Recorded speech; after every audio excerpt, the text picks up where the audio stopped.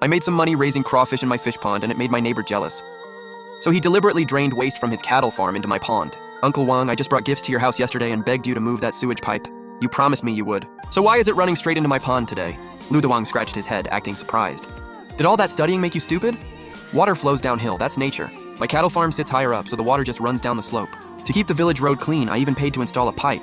That's helping the whole village. Haha, if it happens to run into your pond, blame the bad feng shui of your land. I gritted my teeth and pointed at that pipe. You hired an excavator overnight to bury that hidden pipe. You saw me make money from my first batch of crawfish and got jealous. Now you want to force me to sell my pond. You can eat whatever you want, but don't run your mouth. Go ask the village chief if it's illegal for me to bury a pipe under my own land. I had already gone to the village chief, but he was the type who only tried to keep the peace. He sighed and told me. What he did was dirty, but it would usually be treated as a neighborhood dispute. Collecting proof and assessing damages would be hard. Going through the process would take at least half a year, but my crawfish couldn't last 3 days. Lu Dawang knew exactly that, which was why he dared to act so recklessly. A few villagers watching from the side couldn't hold back anymore. Dawang, this is going too far. Xiao Yu works from dawn till night.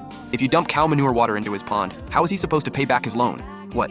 You feel bad for him? Then pay it back for him. Lu Dawang glared viciously at everyone around him. Let me make this clear. I also lease the reservoir upstream of this canal. Starting today, I'm welding that gate shut. Not a single drop of fresh water is getting into this crawfish pond. Cut off the fresh water, then keep dumping manure water in. He was trying to turn my pond into a dead zone. 50,000 and I'll take your pond. Offer's good until sunset tomorrow. Otherwise, just wait for this whole pond of dead crawfish to stink. Watching him walk away, I slowly loosened my clenched fists. A disgusting stench filled the air. If I handled this the normal way, I really had no way out. But I was a top student in ecological aquaculture at an agricultural university. I looked at the pipe still spewing sewage non-stop, and a cold smile tugged at the corner of my mouth. Since you like playing with nature's rules, I'll use real ecology to teach you what nature's payback looks like. That night, under a dark, windy sky, I used a searchlight to scoop crawfish from the stinking water. Suddenly, more than a dozen flashlights lit up on the bank. The next second, Uncle Lee from the east end of the village tossed down 2 woven sacks and jumped right in. Then came Auntie Zhang, a few childhood friends, and even neighbors who barely talked to me. Uncle Lee, you guys... My nose burned and I couldn't get another word out. Uncle Lee swung the net while angrily speaking up. Quit standing there. Liu Dawang has been bullying people in this village for years.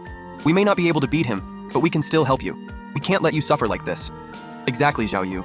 Our village can't let a bully cover the sky with one hand. More than a dozen villagers worked through the awful stench with me all night, scooping up thousands of pounds of dead crawfish, loading them onto trucks, and sending them to the town's disposal facility. At dawn the next morning, I looked at the empty crawfish pond, and a perfect plan had already formed in my mind. With my last 30,000 yen in emergency cash, I headed straight to an aquatic plant base in the city. Boss, I need water hyacinths for my crawfish pond. How many do you have left? Pack them all up for me. Oh, young man, you really shouldn't put water hyacinths in a crawfish pond. Don't worry about that, I've got my own use for them.